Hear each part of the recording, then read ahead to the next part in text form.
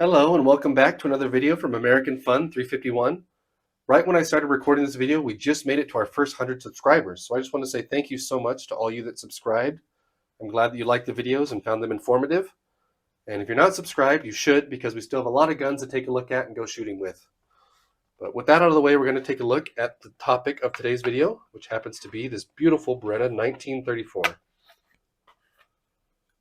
But the Beretta 1934 is a very heavy little handgun chambered in .380 auto.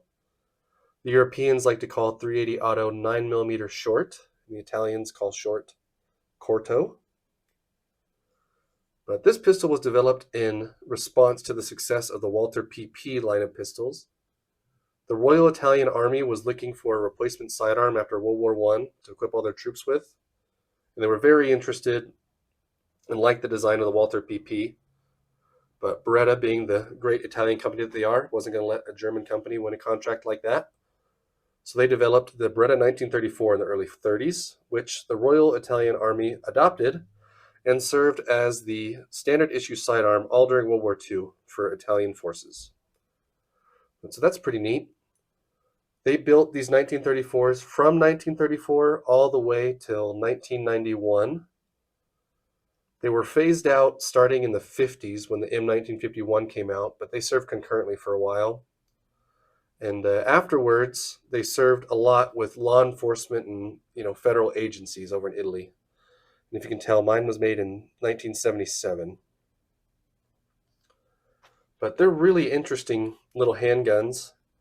One thing I found right when I picked it up was how it had the kind of stereotypical Beretta open slide. And here's a Beretta 92S for comparison. But the slides look really similar. And these slide designs are great for feeding, extraction, and ejection of your spent cases, and they make getting cases jammed up a lot harder because there's so much space for it to be extracted and thrown out. But that was something Beretta was already getting right back in the 30s. One thing that I think is a little quirky about these pistols that I think is kind of interesting and worth talking about is with most modern handguns, so say you're shooting, you shot your last round, your gun ends up like this. You have a slide release that holds the bolt back open, and so you're able to go take your empty magazine out, grab a new loaded one, put it in, and then hit your slide release to reload and begin shooting again. But the way the Beretta 1934 works is if you end up with an empty gun, it does get held back, but the second you go to take the magazine out, what's catching the slide is the top of the magazine itself. So if you want the slide to be held back on your last round, you have to flip your safety 180 degrees and then pull it back a little further so that your safety then catches in this little groove and acts as the slide stop. You reload how you normally would,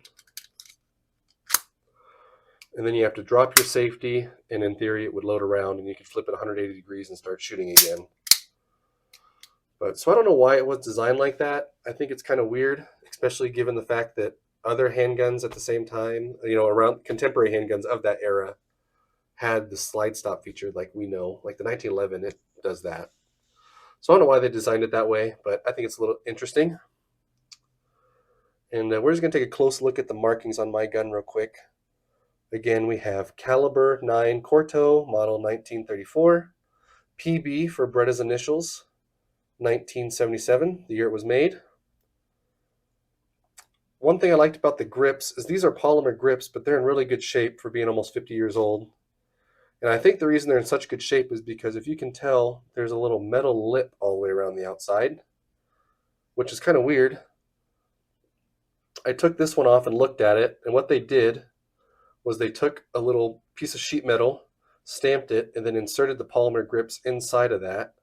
And so that helps kind of protect these grips and keep them in good shape. There's lots of examples of polymer frame or polymer grips on old military surplus guns, and they'll all have dings and they're missing corners that are broken off and they have cracks. And I think these ones held up so good just because of this ingenious little design that protects them with a little piece of sheet steel.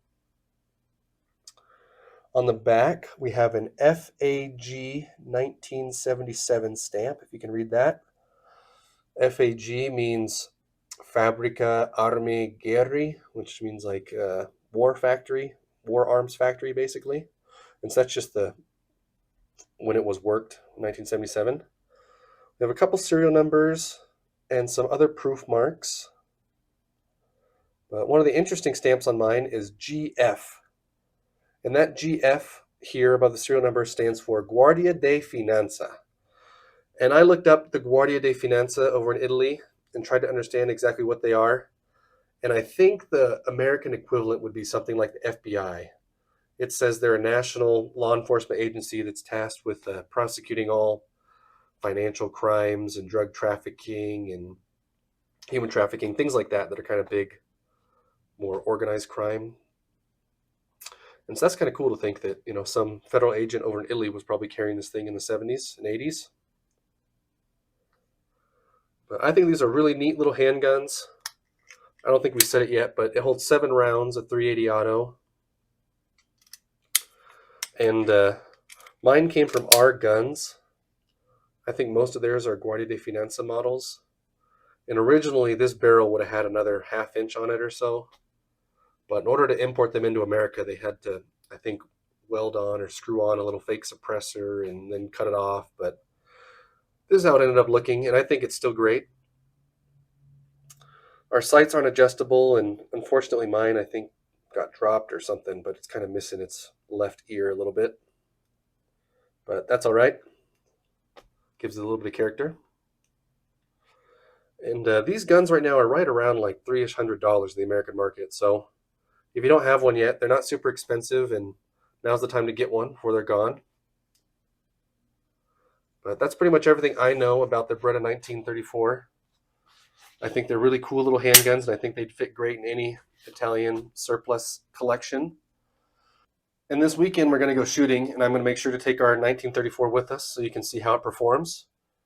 And that's pretty much everything for this video. I want to say thanks again for watching. I hope you liked it. Thanks again to my 100 subscribers. That's great. And just to let you know, I'm trying to find a spot where I can film some videos with some long guns.